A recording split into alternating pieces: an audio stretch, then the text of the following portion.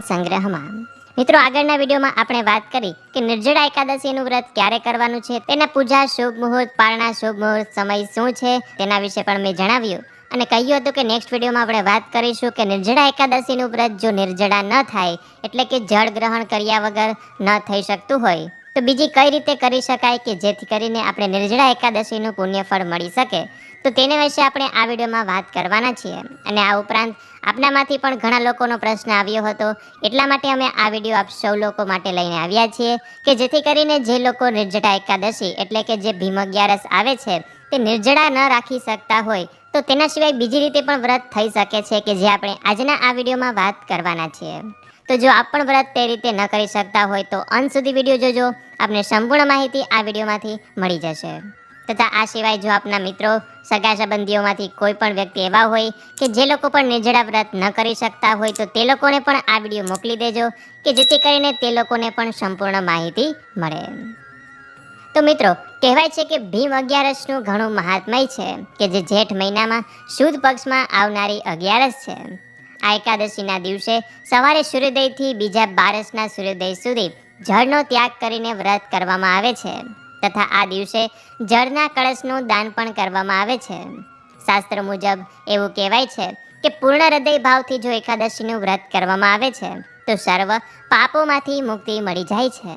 સાથે સાથે એકાદશીના વ્રતમાં જો આપણાથી કોઈ ભૂલચૂક થઈ ગઈ હોય, જેમ કે જાણી અજાણે ખવાઈ પીવાઈ ગયું હોય, કોઈનું અપમાન થઈ ગયું હોય, ગુસ્સો થઈ ગયો હોય વગેરે જેવી ભૂલોનું પણ ભગવાન પાસે ક્ષમાયાચના કરવાથી આપણને તે પાપોમાંથી મુક્તિ મળી જાય છે.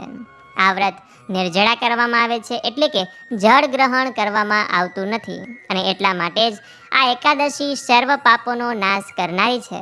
કારણ કે કહેવાય છે કે એકાદશી પર અન્ન ગ્રહણ કરવું એ પાપના ભાગી બનવા બરાબર છે. જોકે અત્યારના સમય પ્રમાણે આપણું શરીર સાથ ન આપે તો અન્ન પણ ગ્રહણ કરવું પડે, પરંતુ કહેવાય છે કે ભગવાનનું નામ સ્મરણ કરવા માત્રથી પણ વ્રત ઉપવાસ જેટલું પુણ્યફળ મળી જાય છે અને નામ ન લેવાય તો પણ આ એકાદશીના દિવસે દાન પુણ્ય કરવાથી પણ વ્રત જેટલું ફળ મળે છે. કારણ કે એકાદશીની તિથિ એ મહાતિથિ માનવામાં આવી છે કે જે ભગવાન વિષ્ણુ નારાયણને અતિ પ્રિય છે અને તેમને સમર્પિત છે. જે લોકો વર્ષમાં આવતી દરેક એકાદશીનું વ્રત ન કરી શકે અને માત્ર આ નિર્જળા એકાદશી કરી લે એટલે કે આ ભીમ અગિયારસ કરી લે તો તેને વર્ષની દરેક એકાદશીનું પુણ્યફળ મળી જાય છે એવું આ વ્રતનું વિધાન છે. અને શ્રદ્ધાભાવથી કરેલું એકાદશીનું વ્રત એ આપને અવિનાશી પુણ્યની પણ પ્રાપ્તિ કરાવે છે. તો હવે પ્રશ્ન ત્યાં આવે કે નિર્જળા એકાદશી પર વ્રત નિર્જળા ન થાય એટલે કે ભીમ અગિયારસ પાણી પીધા વગર ન કરી શકીએ તો બીજી કઈ રીતે કરી શકાય. તો મિત્રો વ્રતના વિધાનમાં એવું કહેલું છે કે જો કોઈ વૃદ્ધ, બીમાર વ્યક્તિ, બાળક કે પ્રેગ્નન્સીમાં કોઈ સ્ત્રી હોય તે લોકો આ એકાદશીનું વ્રત નિર્જળા ન કરી શકે તો કોઈ ચિંતા કરવી નહીં. તે લોકો પાણી, ચા, દૂધ, કોફી, ફળાહાર કે પછી ફરાળ લઈ શકે છે. પરંતુ આ સિવાય જે કોઈ વ્યક્તિ નિર્જળા એકાદશીનું વ્રત કરવા સક્ષમ હોય તે કરી શકે છે અને સક્ષમ હોય છતાં પણ અત્યારે ઉનાળો ચાલી રહ્યો છે, બહારના કામકાજ હોય તો આપણા શરીરમાંથી પાણી ખૂટી શકે છે, ડિહાઇડ્રેશનની સમસ્યા થઈ શકે છે. એટલા માટે એકાદશીનું વ્રત તે લોકોએ પણ પાણી પીને કરવું જોઈએ. કદાચ જો આપ આખો દિવસ ઘરમાં રહેવાના હોય, તડકામાં જવાનું ન હોય, બહુ કામકાજ ન હોય અને જો આપ નિર્જળા એકાદશી કરો તો ચાલે, પરંતુ એ સિવાય કોઈ પણ વ્યક્તિ જો નિર્જળા ન કરે તો પણ ચાલે. કેમ કે આપ નિર્જળા એકાદશીનું વ્રત કરો અને આપને દિવસમાં ચક્કર આવી ગયા, આપ બીમાર પડી ગયા, કંઈ પણ થઈ શકે છે. એટલા માટે શરીરનું સૌપ્રથમ ધ્યાન રાખવાનું અને તે પ્રમાણે એકાદશીનું વ્રત કરવાનું. એટલે જે લોકો આ એકાદશીનું વ્રત નિર્જળા ન કરી શકે તે લોકો જળ ગ્રહણ કરીને કરી શકે છે, સાથે ચા, દૂધ, કોફી લઈ શકે છે, ફળાહાર પણ લઈ શકાય છે. અને આ સિવાય જે લોકો એકાદશીનું વ્રત નથી કરતા તે લોકો આજના દિવસે માત્ર એટલું ધ્યાન રાખે કે આજના દિવસે આપણે રાંધેલો ભાત, ચોખા ખાઈએ નહીં. આમ તો આજના દિવસે અન્ન જ ખાવામાં આવતું નથી, પરંતુ ઘણા લોકોને તેના વગર ચાલતું ન હોય તો આજના દિવસે રાંધેલો ભાત માત્ર ખાવો ન જોઈએ. સાથે સાથે લસણ ડુંગળીનું પણ સેવન ન કરવું, આ વાતનું ખાસ ધ્યાન રાખવું. જે લોકો આજના દિવસે નિર્જળા વ્રત નથી કરી શકતા તે લોકોએ આજના દિવસે હરિનામ સંકીર્તન કરવું, મનમાં આજે ભગવાનનું નામ સ્મરણ કરવું કે જેનાથી અનેક ગણું પુણ્યફળ મળે છે. કારણ કે એકાદશીની તિથિ જ એટલી શુભ અને મંગલકારી છે. એટલા માટે જ આ દિવસે ભગવાનનું પૂજન કરવાથી આપણા સર્વ પાપોનો નાશ થાય છે. આ વ્રત શારીરિક, વાચિક અને માનસિક 3 રીતે થાય છે.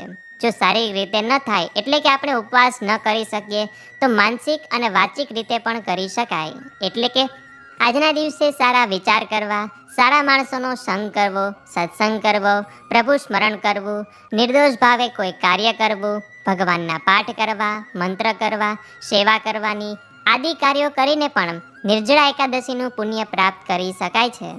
આ દિવસે ગુસ્સો, ઈર્ષ્યા, નિંદા, બીજાની વાતો કરવી નહીં, અપશબ્દો કે કણવા વેળ બોલવા નહીં. જો આપણું શરીર ઉપવાસ કરી શકે નહીં તો તેને વધારે કષ્ટ આપવું નહીં. તેને આહાર આપવો પણ જરૂરી છે, અન્યથા બીમાર પણ પડી શકાય છે. માટે શુદ્ધ ભાવથી કલેશ દૂર કરીને એકાદશીનું વ્રત કરવું. શરીરથી ભલે આપણે ફળાહાર લઈએ, પરંતુ આપણું હૃદય તો શુદ્ધ છે ને, અને હૃદયમાં જ ભગવાનનો વાસ રહેલો છે. આત્મામાં જ પ્રભુ હરિનારાયણ વાસ કરે છે. અને જ્યારે તે આત્મા બહાર નીકળી જાય એટલે આ શરીર નિર્જીવ થઈ જાય છે. એટલે દરેક સજીવમાં ભગવાન રહેલા છે, અને એટલે જ સૌ કોઈ સાથે આદર માન જાળવવું જોઈએ. કારણ કે ઈશ્વર દરેકના આત્મામાં, દરેકના હૃદયમાં બિરાજમાન છે. એટલે કોઈ સાથે દુર્વ્યવહાર ન કરવો, વાણીથી, મનથી, હૃદયથી સંયમમાં રહેવું. પતિ પત્નીએ આજના દિવસે બ્રહ્મચર્યનું પાલન કરવું. શક્ય હોય તો જમીન પર સૂવું અને ત્યારબાદ આખો દિવસ ભગવાનને સમર્પિત કરી રાત્રિ પણ ભગવાનને અર્પણ કરવી જોઈએ. થઈ શકે ત્યાં સુધી જાગરણ કરવાનું, ભગવાનનું નામ સંકીર્તન કરવાનું, કથા વાંચવી, સાંભળવી અને જ્યારે નિંદ્રા આવે ત્યારે પ્રભુનું નામ સ્મરણ કરતા સૂઈ જવું. બીજા દિવસે ઉઠીને ભગવાનનું નામ સ્મરણ કરી પથારીમાંથી ઊભું થવું અને શુભ સમયમાં વ્રતના પારણા કરવાના. તો અહીંયા પ્રશ્ન થાય કે પારણા એટલે શું? તો એકાદશી વ્રતને જ્યારે પૂર્ણ કરવું, તેનું સમાપન કરવું, ત્યારે તેને પારણા કહેવામાં આવ્યા છે. કે જે પારણા એકાદશીના બીજા દિવસે એટલે કે દ્વાદશી પર કરવામાં આવે છે. પારણા કરતા સમયે પ્રભુને પ્રાર્થના કરવાની, વ્રતમાં થયેલ ભૂલચૂકની પ્રભુ પાસે માફી માંગવાની. શક્ય હોય તો આ દિવસે સુપાત્ર બ્રાહ્મણને કાચું સીધું તુલસી પત્ર પધરાવીને એક પાત્રમાં દાનમાં આપવું જોઈએ. કે જે કાચા સીધામાં ઘઉંનો લોટ હોય, દાળ હોય, ચોખા હોય, શાકભાજી હોય, ગોળ, ઘી, મરચાં, ધાણા જીરું, હળદર, તેલ, નમક વગેરે વસ્તુ હોવી જોઈએ. અને એ ઉપરાંત યથાશક્તિ દક્ષિણા પણ હોવી જોઈએ. અને આ દરેક વસ્તુની સાથે તેમાં તુલસી પત્ર અવશ્ય રાખવું જોઈએ. કે જે કરવાથી આપણી આ વસ્તુ પ્રભુના ચરણો સુધી પહોંચી જાય છે એવું માનવામાં આવ્યું છે. એકાદશી પર સવારે સૂર્યોદય સમયે ઉઠી જવું જોઈએ અને ભગવાનની સેવા પૂજા કરીને ધૂપ, નૈવેદ્ય આદિ કાર્ય કરીને આપણા દિવસની શરૂઆત કરવી જોઈએ. ઓમ નમો નારાયણાય, ઓમ નમો ભગવતે વાસુદેવાય મંત્રનો જાપ કરવાનો, અથવા એ સિવાય ભગવાનનો બીજો કોઈ પણ મંત્ર આવડતો હોય તો તે કરી શકો છો. આજના દિવસે કોઈ પણ કાર્ય કરવાથી આપણને તેનું અનેક ગણું પુણ્ય મળે છે. એટલા માટે આજના દિવસે ગાયની સેવા કરવી જોઈએ, તેને લીલું ખવડાવવું જોઈએ, કે પછી રોટલીમાં ગોળ મૂકીને ખવડાવવી જોઈએ, પક્ષીને ચણ નાખવું જોઈએ, અને ભગવત કૃપાથી આપણી પાસે જે પણ કંઈ મળ્યું હોય તેમાંથી યથાશક્તિ દાન ધર્મ પણ કરવું જોઈએ. કોઈ એવી સંસ્થા ચાલતી હોય કે જે સેવાનું કાર્ય કરતી હોય તો તેમાં પણ આપ સેવા આપવા જઈ શકો છો. તન, મન, ધન જે રીતે શક્ય હોય તે રીતે આપણે સેવા આપી શકીએ છીએ. આજે તુલસી પાન તોડવા નહીં કે અન્ય કોઈ પણ છોડ વૃક્ષ કાપવા ન જોઈએ કે જેનો આપણને દોષ લાગે છે. બની શકે તો નવા વૃક્ષ છોડ વાવવા જોઈએ. ઘર આંગણામાં તુલસી ન હોય તો આજે તુલસીજી વાવવા જોઈએ. અને જો હોય તો આજે સૂર્યોદય સમયે તેમના દર્શન કરીને જ ભગવાનની પૂજા કરવાની. સૂર્યાસ્ત સમયે ત્યાં દીવો કરવાનો, અને જો તેની પ્રદક્ષિણા થઈ શકે એમ હોય તો શ્રી કૃષ્ણ ગોવિંદ હરે મુરારી, હે નાથ નારાયણ વાસુદેવા એમ બોલતા બોલતા 108 વખત પ્રદક્ષિણા કરવાની. જો આપણા ઘરમાં ભાગવતજી હોય, ગીતાજીનું પુસ્તક હોય તો તેનું પણ આજે પૂજન કરી શકાય, તેની પણ પ્રદક્ષિણા કરી શકાય. અને જો શક્ય હોય તો આજે સત્યનારાયણની કથા પણ આપ કરાવી શકો છો, અથવા તો જાતે વાંચીને ભગવાનને પ્રસાદ ધરાવીને પણ કથા કરી શકાય છે, કે પછી આપ સાંભળી પણ શકો છો. અને કદાચ આજના દિવસે સત્યનારાયણ કથા ન થઈ શકે તો હમણાં જ પૂનમ આવશે, તે દિવસે પણ આપ સત્યનારાયણની કથા કરી શકો છો. અને જે કોઈ વ્યક્તિ આજના દિવસે એકાદશીનું વ્રત નથી કરી શકતા તે લોકો એક વાતનું ખાસ ધ્યાન આપે કે જે લોકો એકાદશી વ્રત કરે છે તેની ક્યારેય નિંદા ન કરવી જોઈએ, ઈર્ષ્યા ન કરવી જોઈએ કે વાતમાં તેની મજાક પણ ન કરવી જોઈએ. આપણે વ્રત નથી કરી શકતા તો આપણે મૌન રહેવું જોઈએ, પરંતુ જે લોકો વ્રત કરે છે તેને આપણે વ્રત કરવા દઈએ, તેનું આપણે અપમાન ન કરીએ.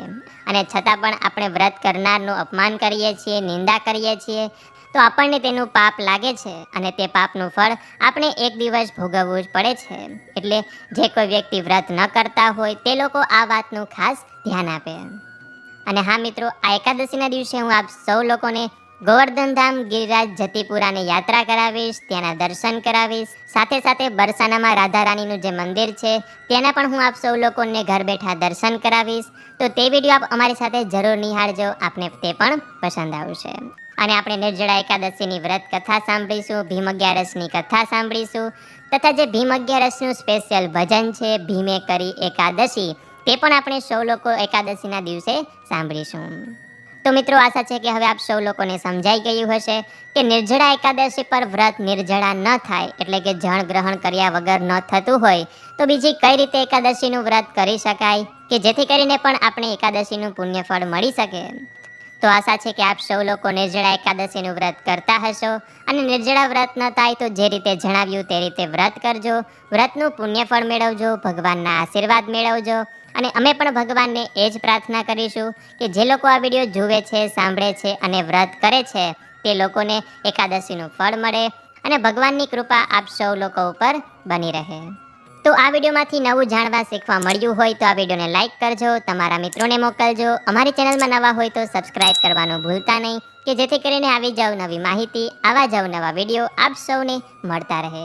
તો આ સાથે હવે મને રજા આપો, મળીશું ફરીથી એક નવા વિડીયોમાં. ત્યાં સુધી આપ સૌ લોકોને અમારી ચેનલના જય શ્રી કૃષ્ણ, ધન્યવાદ. મારી સાથે જોડાઈ રહેવા બદલ આપ સૌ લોકોનો ખૂબ ખૂબ આભાર.